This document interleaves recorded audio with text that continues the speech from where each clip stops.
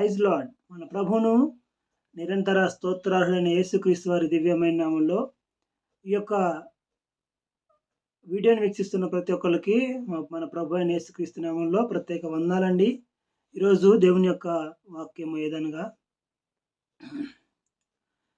సంవత్సరం మానక good Friday, Holi Saturday అని, ఈస్టర్ అని ఏటేటా జరుపుకుంటూ ఉన్నాం. అయితే నీ హృదయం మారిందా? నీ ప్రవర్తన మారిందా? నీ చూపు మారిందా? నీ యొక్క ఆలోచన మారిందా? లేదా వాటిని అంతే పెట్టుకొని ఈ గుడ్ ఫ్రైడేలు, ఈస్టర్లు జరుపుకుంటూ ఉన్నావా? గమనించండి ప్రియ సహోదరి సహోదరులారా, అపోస్తలుడైన పౌలు గారు హెబ్రీయులకు రాసినటువంటి పత్రిక 10వ అధ్యాయంలో ఇలాగ మాట్లాడుతూ ఉన్నాడు. చూడండి, ఆ మాట చూస్తే ఆలోచన వస్తూ ఉన్నది. ఏమని అంటే, ధర్మశాస్త్రము మొదటి వచనం చదువుతూ ఉన్నానండి. 5 వచనాలు బట్టి చూద్దాం.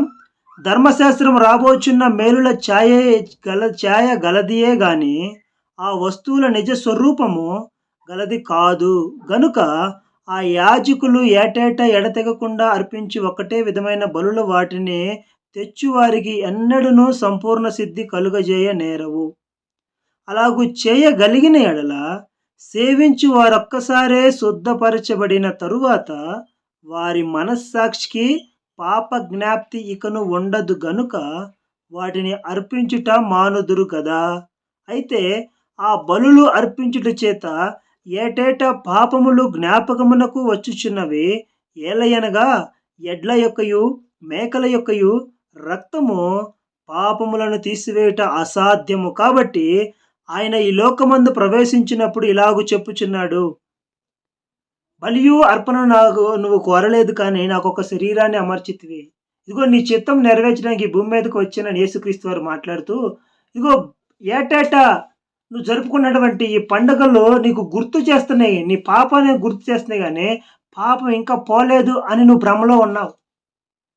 యేసుక్రీస్తు వారు ఒక్కసారే తన రక్తాన్ని, పవిత్రమైన రక్తాన్ని చిందించి, తనకు తానుగా చిందించి ఈ సర్వ మానవ పాపాన్ని, దోషాన్ని ఆయన మాపివేశాడు, అనగా తీసివేశాడు, అనగా కడిగి వేశాడు.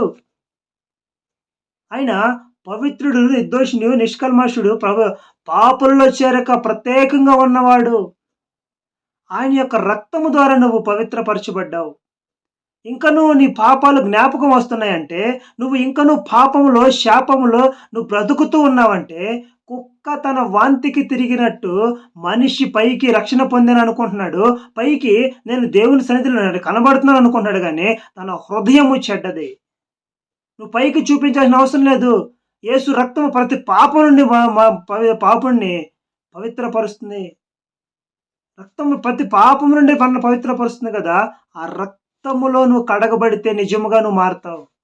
నువ్వు పైకి నీ భార్యనో, నీ కుమారునో, నీ కుమార్తెనో, నీ ఇంటి వారినో, నీ అన్నదమ్ములనో ఎవరినో మెప్పించాలని నువ్వు రక్షణ పొందేవు అనుకుంటున్నావు, కానీ నీ రక్షణ వ్యర్థం.